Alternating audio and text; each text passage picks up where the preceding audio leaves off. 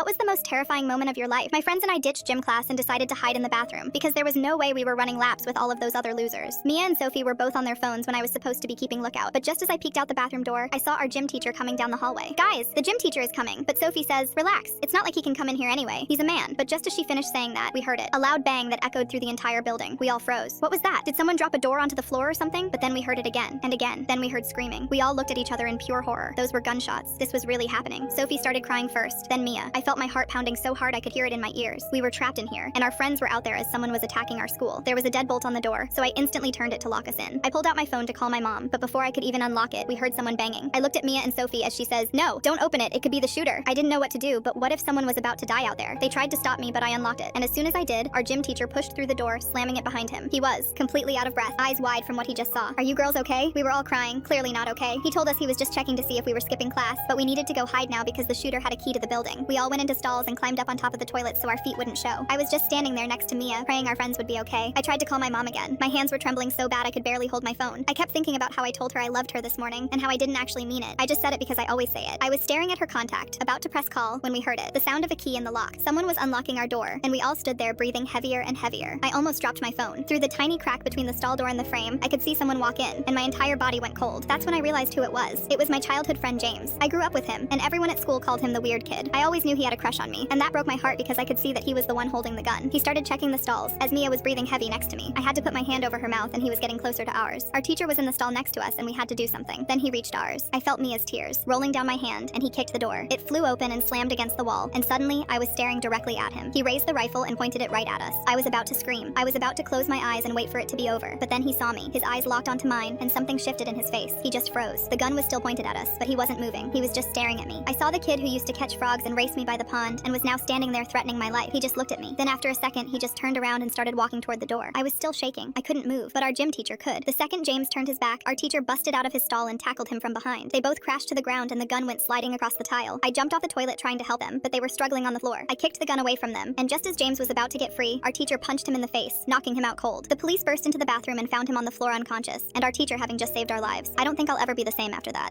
Click the link in my profile to watch the exciting follow-up.